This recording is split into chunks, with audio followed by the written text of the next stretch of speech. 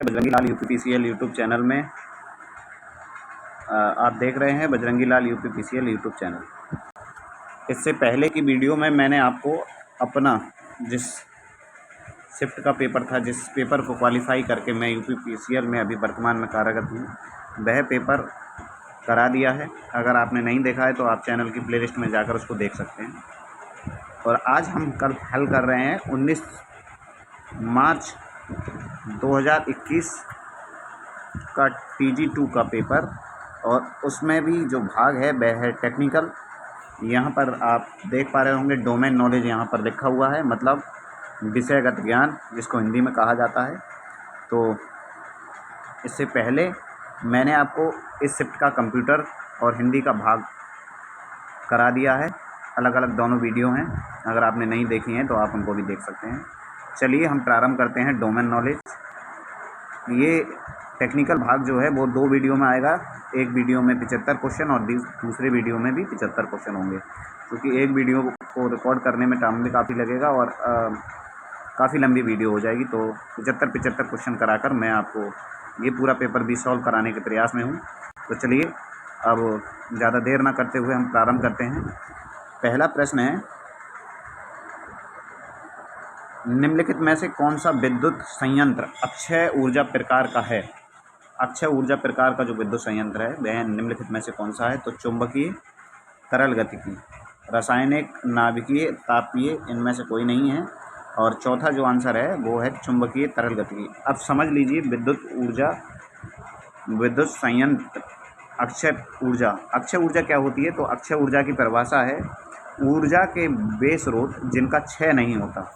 नाम से ही है अक्षय, मतलब जो ख़त्म नहीं होती हैं, जिनका नवीनीकरण होता रहता है, जो प्रदूषणकारी नहीं होते हैं, उन्हें अक्षय ऊर्जा स्रोत कहा जाता है। अक्षय ऊर्जा स्रोत कौन कौन से होते हैं? तो अक्षय ऊर्जा स्रोत होते हैं जैसे सौर्य, मतलब सूर्य, ज्वार भाटा, भूताप आदि। तो चुंबकीय तरल गतिकी जो है अक्षय ऊर्जा का प्रकार है। दूसरा प्रश्न है, किसी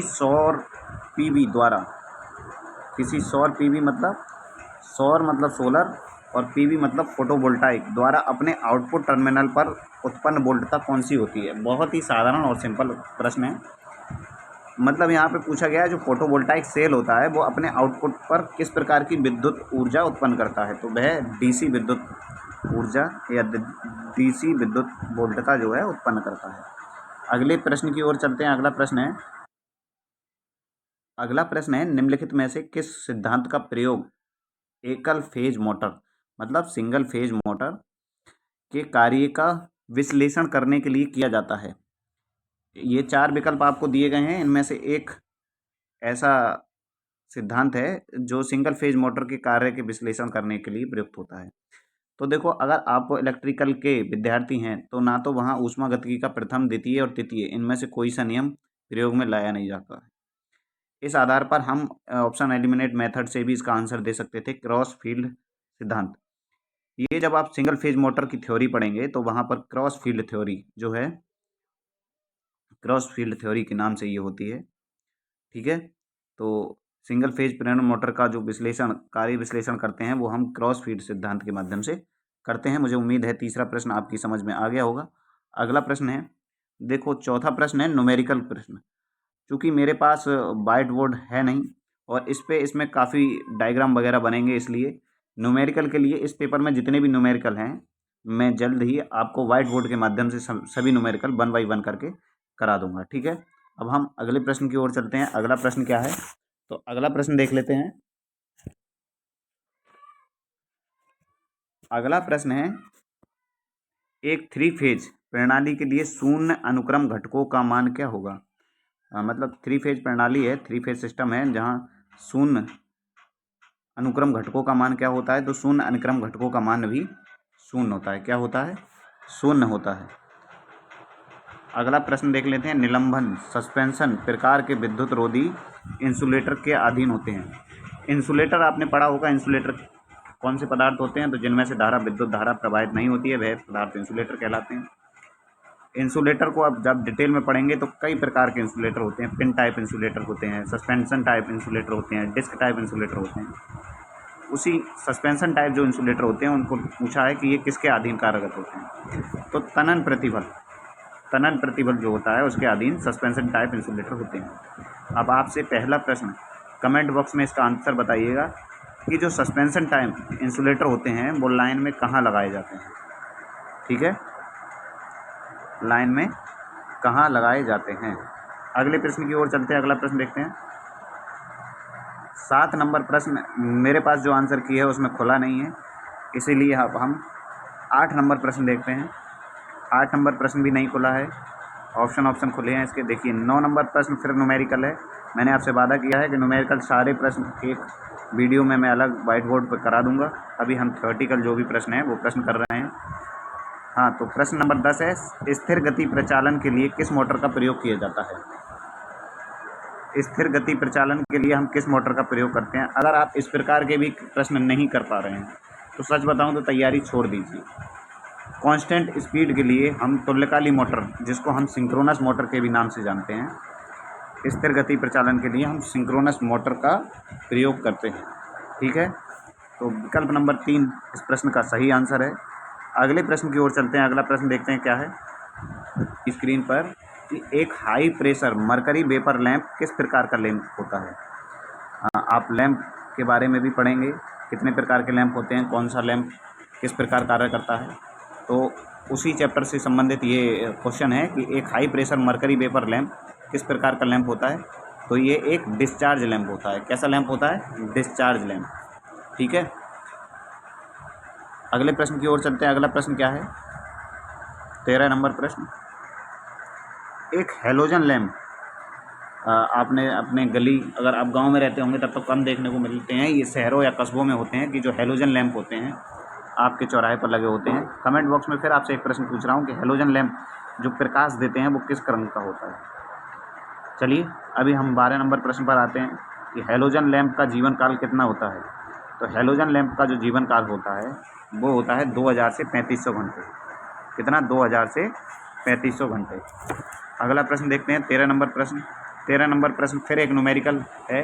मैंने आपसे वादा किया है कि इस आंसर की के सारे न्यूमेरिकल मैं एक वीडियो में करा दूंगा।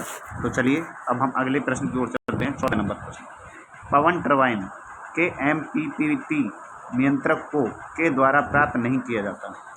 तो पवन टरबाइन का जो MPPT नियंत्रक होता है उसको सन ट्रैकर, किसके माध्यम से? सन ट्रैकर के माध्यम से नियंत्रित नहीं किया जा सकता है। इन प्रश्नों में कुछ ज़्यादा समझाने के लिए है नहीं, इसीलिए हम समझाने में थोड़ा असमर्थ हैं। अगले प्रश्न की ओर चलते हैं। अगला प्रश्न है, अगला प्रश्न है 15 नंबर प्रश्न, which of the following is not a overload relay. Hindi में इसको हम बोल दें तो इनमें से कौन सी ओवरलोड रिले नहीं है। तो देखो इलेक्ट्रोमैग्नेटिक रिले जो है वो ओवरलोड रिले का प्रकार है। थर्मल रिले ये भी एक ओवरलोड रिले का प्रकार है। इंडक्शन रिले ये भी एक ओवरलोड रिले का प्रकार है। लेकिन जो स्टैटिक रिले है वह ओवरलोड रिले का प्रकार नहीं है। 16 नंबर प्रश्न देख लेते हैं। निम्नलिखित में से क्या प्रदीपन मतलब इल्यूमिनेशन से संबंधित है। इल्यूमिनेशन एक चैप्टर है, उसमें लैम्बार्ट का कोज़िया नियम है, ठीक है, और लैम्बार्ट का अवशोषण नियम है। तो इनमें से पूछ रहा है कि क्या प्रदीपन से संबंधित है। तो लैम्बार्ट का जो अवशोषण नियम है वो इससे संबंधित है। थेवेनिन का प्रमेय आपके सिलेबस में नहीं है। किरचॉफ का वोल्ट का नियम आप पढ़ेंगे। न्यूटन का गति नियम भी आपके सिलेबस में, मतलब टेक्निकल के सिलेबस में तो नहीं है। तो यहाँ आंसर हो जाएगा लैम्बार्ट का कोज़िया नियम। अगला प्रश्न है 17 नंबर प्रश्न, किसी परिणामित्र में तेल का कार्य क्या प्रदान करना होता है। परिणामित्र मतलब ट्रांसफार्मर, जिसको शॉर्ट भाषा में हम TF भी कह सकते हैं। जब आप विद्युत विभाग में प्रवेश कर लेंगे, मतलब जब आपकी जॉब हो जाएगी, तो कोई भी वहाँ बहुत कम लोग ट्रांसफार्मर उसको बोलते हैं। या तो इसको हम DT बोलेंगे, डिस्ट्रीब्यूशन ट्रांसफार्मर, या फिर हम इसको TF बोलेंगे। तो TF में जो तेल होता है वह क्या कार्य करता है। शॉर्ट सर्किट से सुरक्षा, प्रतिदीप्ति से सुरक्षा, स्नेहन या विद्युत रोधन और शीतलन। तो ट्रांसफार्मर में जो तेल होता है उसके 2 कार्य होते हैं। क्या क्या कार्य होता है? एक कार्य होता है इंसुलेशन का और दूसरा होता है कूलिंग का, जिसको हिंदी में विद्युत रोधन और सीलिंग कहा जाता है। सीलिंग नहीं, कूलिंग कहा जाता है। तो 17 नंबर प्रश्न का आंसर हो गया विकल्प नंबर 4। अब हम 18 नंबर प्रश्न की ओर चलते हैं। 18 नंबर प्रश्न है, न्यूमेरिकल है, लेकिन ये न्यूमेरिकल यहीं पे हो जाएगा, इसीलिए हम बता रहे हैं। आपने सिंक्रोनस स्पीड से संबंधित एक सूत्र मैंने पिछली भी क्लास में बताया, 120F/p। उसी के अनुसार देखो 2 पोल दिए हैं, p का मान 2 रख दीजिए। स्पीड पूछी है 120 इंटू, देखो फ्रिक्वेंसी यहाँ पे दी है 50, हल करिएगा। 2 से जब 120 को हल करेंगे तो 60 बार जाएगा। 60 और 50 की गुणा 3000 होती है, बस आंसर। अब अगले प्रश्न की ओर चलते हैं। अगला प्रश्न है न्यूमेरिकल प्रश्न है, और प्रश्न है किससे? इलेक्ट्रॉनिक्स से है। एक 8421 द्विआधारी कूटित दशमलव में निम्नलिखित में से क्या एक अमान्य व्यंजक है? तो आंसर तो हो जाएगा 1101। समझाने के लिए हम न्यूमेरिकल क्लास में ही समझाएंगे, ये बोर्ड पे ही समझा सकते हैं। बाकी सब आप ये समझ लीजिएगा। बाकी इन सभी बाइनरी अंकों को जब आप दशमलव में बदलेंगे तो ये 10 से ऊपर की संख्याएं हैं, सभी 10 से कम संख्याएं हैं, और ये जो है ये 10 से ऊपर की संख्या है। मतलब जब आपको इसको, ये बाइनरी है, इसको आप डेसिमल में बदलेंगे तो ये 10 से कम संख्या प्राप्त होगी, ये भी 10 से कम संख्या प्राप्त होगी, ये भी 10 से कम संख्या प्राप्त होगी, परंतु ये 1101 10 से अधिक संख्या प्राप्त होगी, इसीलिए ये द्विआधारी संख्या में मान्य व्यंजक नहीं है। अगले प्रश्न की ओर चलते हैं। अगला प्रश्न है, निम्नलिखित में से किस प्रकार प्रणाली में बैटरी की आवश्यकता नहीं होती है? तो यहाँ पर एक प्रणाली आपको दर्शाई गई है, इसमें से कौन सी ऐसी प्रणाली है जिसमें बैटरी की आवश्यकता नहीं होती है? देखो सोलर इन्वर्टर में भाई बैटरी की आवश्यकता होती है। विद्युत वाहन, आपने अभी ई रिक्शा वगैरह देखे होंगे, इनमें भी बैटरी की आवश्यकता होती है। यूपीएस में भी बैटरी की आवश्यकता होती है, लेकिन इलेक्ट्रॉनिक ब्लास्ट में बैटरी की आवश्यकता नहीं होती है। इलेक्ट्रॉनिक ब्लास्ट में बैटरी की आवश्यकता नहीं होती है। अगले प्रश्न की ओर चलते हैं। अगला प्रश्न देख लेते हैं। 21 नंबर प्रश्न है, केबलों पर चालकों के इंसुलेशन की मोटाई किस पर निर्भर करती है? तो केबलों पर जो चालकों के इंसुलेशन की मोटाई होती है वो वोल्टेज पर संचालित, उसमें जो ऑपरेटिंग वोल्टेज है उस पर निर्भर करती है। किस पर निर्भर करती है? ऑपरेटिंग वोल्टेज पर। ये आप सभी जानते होंगे, ऑपरेटिंग वोल्टेज पर निर्भर करती है। ठीक है। प्रतिक्रियाशील शक्ति, विद्युत शक्ति प्रवाह इस पर नहीं, शक्ति गुणक पर बिल्कुल नहीं। केबल के माध्यम से प्रवाहित होने वाली विद्युत धारा नहीं, विद्युत वोल्टेज पर, संचालित वोल्टेज पर। 22 नंबर प्रश्न है, किसी इन्वर्टर में प्रयुक्त होने वाली बैटरी किससे जुड़ी होती है? इन्वर्टर आपके घर पे लगा होगा, नहीं लगा होगा तो अब जब जॉब लग जाएगी तो लगवा लेंगे। इन्वर्टर में जो बैटरी प्रयुक्त होती है वो किससे जुड़ी होती है? तो इनपुट से जुड़ी होती है। इन्वर्टर के इनपुट से। किससे? इन्वर्टर के इनपुट से जुड़ी होती है। अब अगले प्रश्न की ओर चलते हैं। अगला प्रश्न क्या है? एडमिटेंस सर्किट के लिए पारेषण लाइन प्रचालन क्या है? तो ये भैया आपको याद ही करना पड़ेगा। शंट एडमिटेंस सर्किट के लिए पारेषण लाइन प्रचालन है A1, B0, C0 और D1। याद कर लीजिएगा, A, B, C, D ऐसे करके याद कर लीजिएगा। शंट सर्किट के लिए हैं, लेकिन ये D1 होता है और A1 होता है, B1 0 और C1 ये C0 होगा। ठीक है। अगले प्रश्न की ओर चलते हैं। अगला प्रश्न क्या है? अगला प्रश्न है, इलेक्ट्रोस्टैटिक उपकरण में प्रयुक्त कैपेसिटेंस गुणांक का उपयोग निम्नलिखित में से किसकी माप के लिए किया जाता है?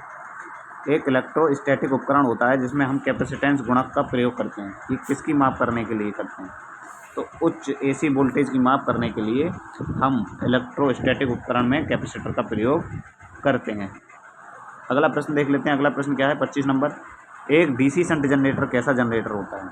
जनरेटर वाले चैप्टर में आप जनरेटर का प्रकार पढ़ेंगे, DC shunt generator, DC series generator. ठीक है। ये पूछा गया है DC शंट जनरेटर कैसा जनरेटर होता है? तो ये सेल्फ एक्साइटेड जनरेटर होता है। कैसा जनरेटर होता है? सेल्फ एक्साइटेड जनरेटर होता है। 26 नंबर प्रश्न है, किसी परिणामित्र की कोर के पदार्थ के लिए सेथिल पास, जिसको हम BH वक्र के नाम से भी जानते हैं, हिस्टैरिसीस लूप कैसा होना चाहिए? देखो भाई, बहुत ज़्यादा इंपॉर्टेंट प्रश्न है। आप अगर नहीं समझ पा रहे हैं तो कॉपी में लिख के इनको याद कर लीजिएगा कि परिणामित्र की कोर के लिए सेथिल पास जो BH वक्र है उसका आकार या आकृति कैसी होनी चाहिए? तो लंबा और सकरा, मतलब लंबा होना चाहिए और पतला होना चाहिए। ठीक है। कैसा होना चाहिए? लंबा होना चाहिए और पतला होना चाहिए। अब प्रश्न नंबर 27 की ओर आ जाते हैं हम। चल कुंडली डायनेमोमीटर टाइप में किस प्रकार का अवमंदन प्रयोग होता है? भाई साहब, मूविंग कॉइल डायनेमोमीटर है। इसमें हम जो अवमंदन प्रयोग करते हैं वो कैसा होता है? तो इसमें जो अवमंदन हम प्रयोग करते हैं वो वायु घर्षण अवमंदन प्रयोग करते हैं। कैसा प्रयोग करते हैं? वायु घर्षण अवमंदन। अब 28 नंबर प्रश्न है जो वो ओपन नहीं हुआ है। 29 नंबर प्रश्न देखिएगा। 29 नंबर प्रश्न है, एक एन प्रकार के पदार्थ उन अशुद्धि युक्त तत्वों का समावेश करके निर्मित किया जाता है जिनमें कितनी 5 संयोजी इलेक्ट्रॉन होते हैं। सभी को याद है। एन इस प्रकार बनता है अगर आप, और पी जो होता है पी ऐसे बनता है। तो देखो याद रखिए, पी में होती हैं 3 त्रिसंयोजी। अगर इसको ऐसे करके आप बना दोगे तो ये बी भी बन जाएगा, पी भी बन जाएगा। लेकिन अगर आप इसकी एक लाइन को देखो, यहाँ पर ये गौर से आप याद करेंगे तो देखो यहाँ पे 3 में भी ऐसे ही राउंड होता है, पी में भी ऐसे ही राउंड होता है। तो ऐसे याद कर लीजिएगा, पी में 3 और एन में 5, ऐसे याद कर लीजिएगा। ठीक है। तो जो एन प्रकार के पदार्थ होते हैं उनमें हम 5 संयोजी अशुद्धि मिलाकर क्या करते हैं? एन प्रकार के पदार्थों को बनाते हैं। ठीक है। अगला प्रश्न है 30 नंबर प्रश्न, भूमिगत केबल बिछाने के लिए निम्नलिखित में से किस विधि का प्रयोग नहीं किया जाता है? भूमिगत जो केबल होती हैं उसमें बिछाने के लिए 3 विधियों का प्रयोग किया जाता है। एक तो डायरेक्ट मेथड होता है, एक सॉलिड मेथड होता है और एक प्रणाली में सम्मिलित करके बिछाना होता है। तो इनमें से ये जो विधि है न्यूरल नेटवर्क विधि, ये कोई विधि है ही नहीं। और प्रश्न में भी वही पूछा गया है कि भूमिगत केबल बिछाने के लिए निम्नलिखित में से किस विधि का प्रयोग नहीं किया जाता है। तो विकल्प नंबर 1 इस प्रश्न का सही आंसर हो जाएगा। अब अगले प्रश्न की ओर देखते हैं। 31 नंबर प्रश्न हो चुका है हमारा। 31 नंबर प्रश्न जो है नहीं खुल रहा है, अंग्रेजी में है। तो 31 नंबर प्रश्न देख लीजिएगा। 31 नंबर प्रश्न है, which of the following issues is associated with the series connect capacitor in A transmission line? जब हम ट्रांसमिशन लाइन में सीरीज में कैपेसिटर को कनेक्ट करते हैं तो इनमें से कौन सा इशू ट्रांसमिशन लाइन में उत्पन्न होता है? Which of the following issue, इनमें से कौन सा ऐसा इशू है या मतलब कौन सा ऐसा कारक है जो कैपेसिटर को सीरीज में कनेक्ट करने पर ट्रांसमिशन लाइन में उत्पन्न होता है? तो ये है क्रिएशन ऑफ सब सिंक्रोनस रेजोनेंस। क्या करता है? ये सब सिंक्रोनस रेजोनेंस को उत्पन्न करता है। अब अगला प्रश्न देखते हैं। अगला प्रश्न क्या है? 1 मिनट।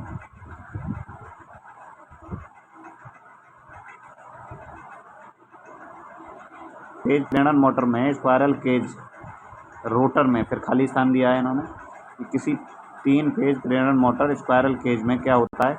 चालन पदार्थ के ठोस दंड रोटरों के खांचों में स्थापित किए जाते हैं और प्रतिरोधक के माध्यम से शॉर्ट किए जाते हैं। नहीं, ऐसा नहीं होता है। बाइंडिंग को रोटर कोर में के खांचों में स्थापित किया जाता है। बाइंडिंग को लचीले कनेक्शनों के लिए खुला रखा जाता है। नहीं, चालन पदार्थ के ठोस दंड रोटरों के खांचों में स्थापित किए जाते हैं, ये सही बात है। और प्रत्येक खांचे और अन्य बलों के माध्यम से शॉर्ट किए जाते हैं। ये जो विकल्प नंबर 4 है वो इस प्रश्न का सही आंसर होगा। अब हम अगले प्रश्न की ओर चलते हैं। अगला प्रश्न देख लेते हैं। अगला प्रश्न क्या है? देखो, कोई लोड ना होने पर, 34 नंबर प्रश्न है, कोई लोड न होने पर एक आदर्श पारगम्यता में प्राथमिक वोल्टेज और सेकेंडरी वोल्टेज के बीच कितना फेज डिफरेंस होगा? तो याद कर लीजिएगा, आइडियल ट्रांसफार्मर में है ये। आइडियल ट्रांसफार्मर में कोई लोड ना होगा तो प्राथमिक वोल्टेज और सेकेंडरी वोल्टेज के बीच 180 अंश का फेज डिफरेंस होगा। कितने अंश का? 180 अंश। अगला प्रश्न देखते हैं। अगला प्रश्न क्या है? मतलब किसी इकोनॉमिकल विद्युत शक्ति प्रणाली संचालन में हानि गुणांक का प्रयोग किसके लिए किया जाता है? जो हानि गुणांक होता है उसका प्रयोग करते हैं हम सभी लोड विविधताओं की मितव्ययी लोडिंग के लिए। किसके लिए करते हैं? सभी जो लोड होते हैं उनकी विविधताओं की मितव्ययी इकोनॉमिकल लोडिंग के लिए। ठीक है। अगला प्रश्न देखते हैं। अगला प्रश्न है न्यूमेरिकल प्रश्न है। तो न्यूमेरिकल प्रश्न मैं बाद में आपको कराऊंगा, अभी हम थ्योरेटिकल प्रश्न कर रहे हैं। एक पृथक रूप से उत्तेजित डीसी जनरेटर में आदि परिवर्तक किससे जुड़ा होता है? तो जो मतलब सेपरेटली एक्साइटेड डीसी जनरेटर होता है उसमें आदि परिवर्तक जो जुड़ा होता है वो किससे जुड़ा होता है? तो वह जुड़ा होता है आर्मेचर से। अगला प्रश्न देखते हैं। अगला प्रश्न क्या है? खुल ही नहीं रहा है अगला प्रश्न। अगले प्रश्न की ओर चलते हैं। सीरीज मोटर गलती से किसी एक फेज एसी सप्लाई से जुड़ जाती है, उत्पादित बलागुण कैसा होगा? ये प्रश्न समझाने लायक है, आपको समझा देता हूँ। हमारे पास एक डीसी सीरीज मोटर, और हमसे भूलवश क्या हुआ, उसको हमने सप्लाई दे दी AC, single phase AC supply दे दी, तो उस पे जो उत्पादित बला गुण होगा वो कैसा होगा, तो वो होगा स्पंदमान और एक दिशीय। कैसा होगा, स्पंदमान और एक दिशीय। अगला प्रश्न है, निम्नलिखित में से किस उपकरण में द्विदिश विद्युत धारा क्षमता होती है। इनमें से कौन सा ऐसा उपकरण है जिसमें द्विदिशा विद्युत धारा क्षमता होती है। तो आरसीटी एक ऐसा उपकरण है जिसमें द्विदिशा विद्युत धारा क्षमता होती है। आपसे एक क्वेश्चन है, आरसीटी का फुल फॉर्म आप नेट पे सर्च करके या कैसे भी मुझे कमेंट बॉक्स में बताएंगे। आप, मुझे उम्मीद है एससीआर, आईजीबीटी और जीटीयू इन तीनों की फुल फॉर्म आपको पता है। तो एक बार कमेंट बॉक्स में देखते हैं कितने बच्चे हमको बताते हैं एससीआर, आईजीबीटी, जीटीयू और आरसीटी तीनों की फुल फॉर्म कमेंट बॉक्स में कमेंट करके बताएंगे। अगले प्रश्न की ओर चलते हैं। अगला प्रश्न देखते हैं, अगला प्रश्न क्या है।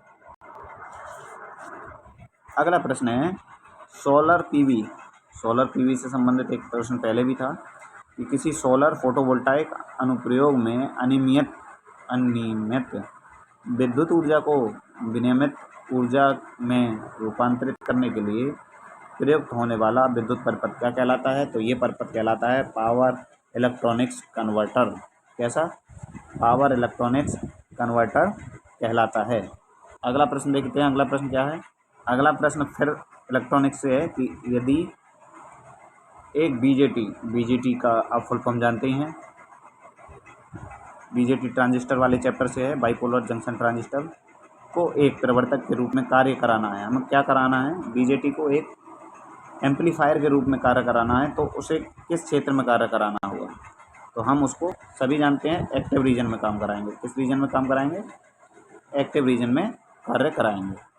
अगले प्रश्न की ओर चलते हैं। अगला प्रश्न देखते हैं। अगला प्रश्न न्यूमेरिकल है फिर, तो 45 नंबर प्रश्न पर आ चुके हैं हम। AC voltage controller is use to the conversion to.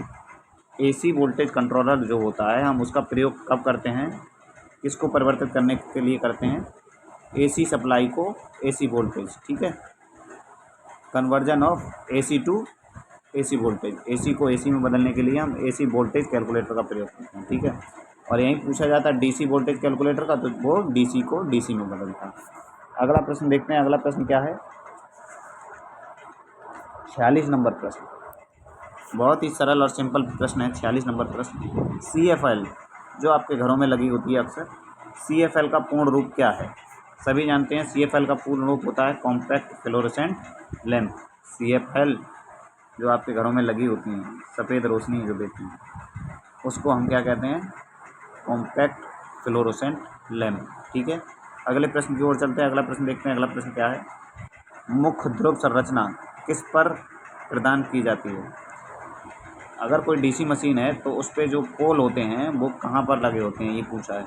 Rotor पर, स्टेटर पर, रोटर के साथ श्रेणी क्रम में, रोटर के साथ, स्टेटर के साथ श्रेणी क्रम में, या रोटर के साथ श्रेणी क्रम में। तो जो पोल लगे होते हैं वो स्टेटर पे लगे होते हैं। कहाँ लगे होते हैं, स्टेटर पे।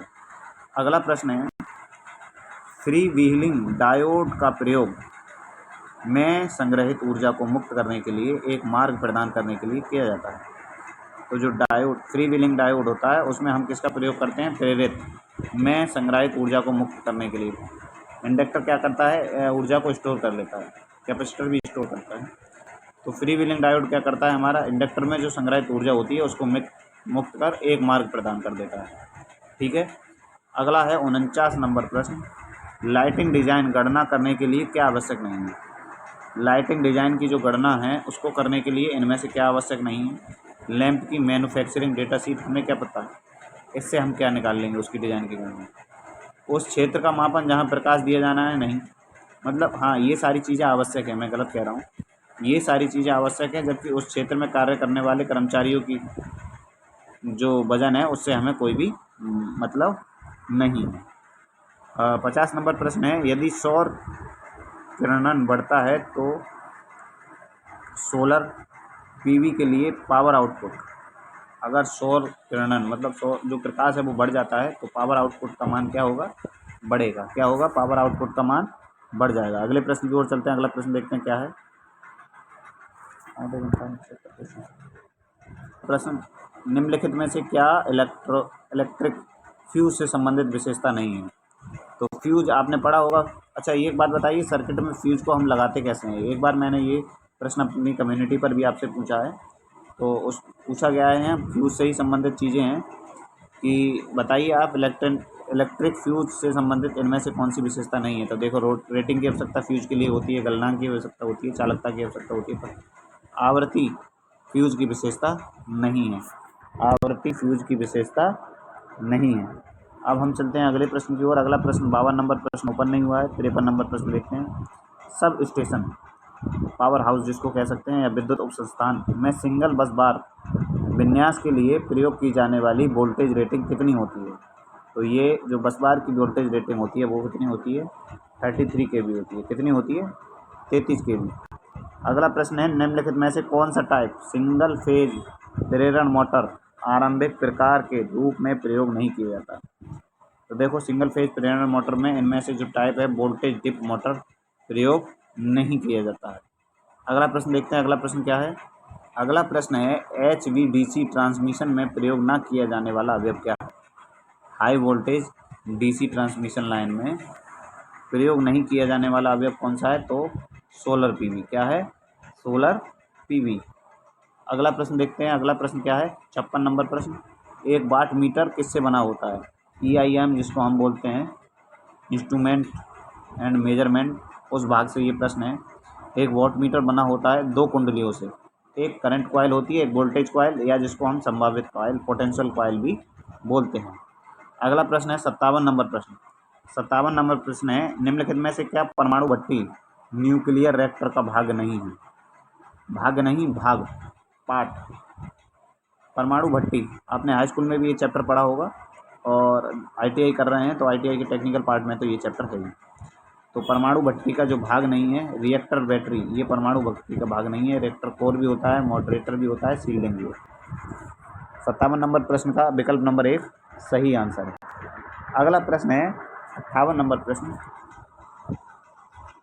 एक 3 फेज प्रेरण मोटर की गति को किसके द्वारा उत्क्रमित किया जाता है? बहुत ही अच्छा प्रश्न है।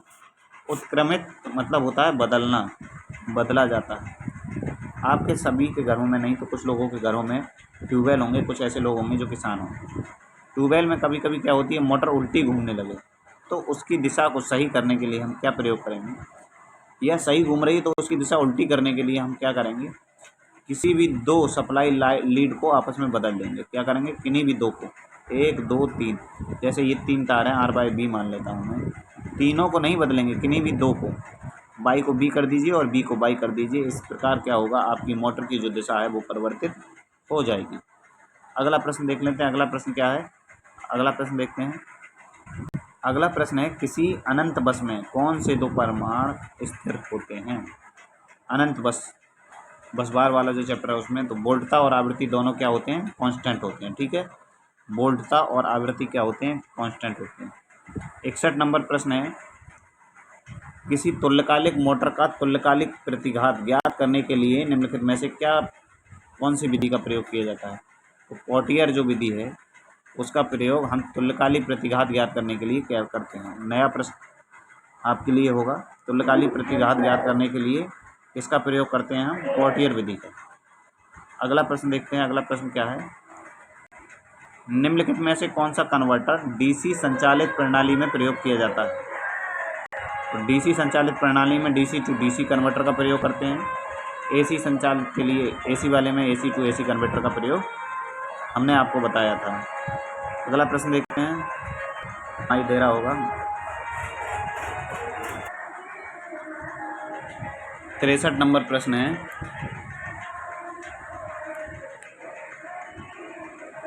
63 नंबर प्रश्न है, एक महासागरीय तरंग द्वारा उत्पन्न विद्युत शक्ति किसके द्वारा निर्धारित की जाती है?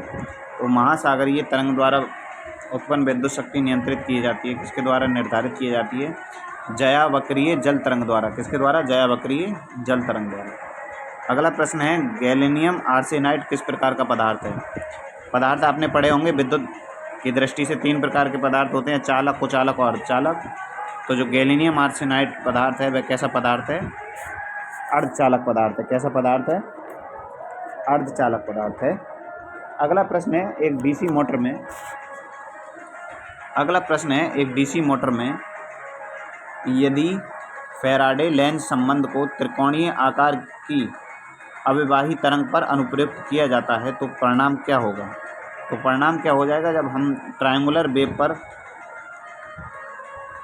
का प्रयोग हम करेंगे, मतलब एक डीसी मोटर में यदि फैराडे लेंज संबंध, मतलब ये दोनों संबंध है फैराडे के नियम में और लेंज के नियम में जो संबंध है उसको ट्रायंगुलर वेव पर प्रयोग करेंगे तो जो फ्लक्स है, फ्लक्स पर हम अनुप्रयोग करेंगे तो इसका परिणाम क्या होगा, वो जो वेव है वो कैसी में परिवर्तित हो जाएगी, आयताकार वेव में परिवर्तित हो जाएगी। कैसी में? आयताकार वेव में परिवर्तित हो जाएगी। अगला प्रश्न है 66 नंबर प्रश्न, विकिरण मिति में विकिरण अभिवाह की इकाई क्या होती है? देखो विकिरण मिति क्या है, ये इल्यूमिनेशन वाला जो चैप्टर है उसी चैप्टर से संबंधित ये प्रश्न है। तो इल्यूमिनेशन फ्लक्स की इकाई क्या होती है? तो इल्यूमिनेशन फ्लक्स की इकाई क्या होती है? वॉट। अगला प्रश्न है नीचे दी गई आकृति में स्रोत की पहचान करें। यहाँ पर इसका चित्र खोल नहीं पाया है इसीलिए ये प्रश्न नहीं हो पाया है। अगले प्रश्न की ओर देखते हैं। अगला प्रश्न क्या है, किसी पवन टरबाइन के विद्युत शक्ति वक्र पर निम्नलिखित में से क्या एक प्रचाल नहीं है? तो जो पवन टरबाइन होती है उसमें उसकी विद्युत शक्ति वक्र का जो हम ग्राफ खींचते हैं तो उसमें क्या एक पैरामीटर नहीं है? तो तापीय सीमा उसकी एक पैरामीटर नहीं है। 61 नंबर प्रश्न हो चुका है। अब हम चलते हैं 69 प्रश्न की तरफ। निम्नलिखित आकृति में दिए गए सिग्नल का औसत मान ज्ञात कीजिए। जबकि आकृति तो यहाँ हमें प्रदर्शित ही नहीं हो पाई है। अगला प्रश्न देखते हैं। अगला प्रश्न क्या है,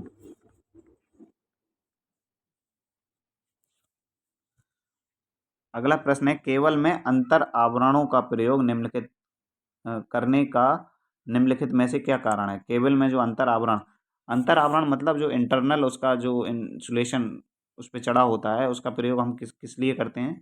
तो इंसुलेशन में सम्मिलित करने के लिए, समान प्रतिबल वितरित करने के लिए। किसके लिए करते हैं? समान प्रतिबल वितरित करने के लिए करते हैं। अगले प्रश्न की ओर चलते हैं। अगला प्रश्न देखते हैं क्या है। अगर आप पे नहीं हो पा रहे हैं तो तैयारी में बहुत ज़्यादा मेहनत आपको करनी पड़ेगी।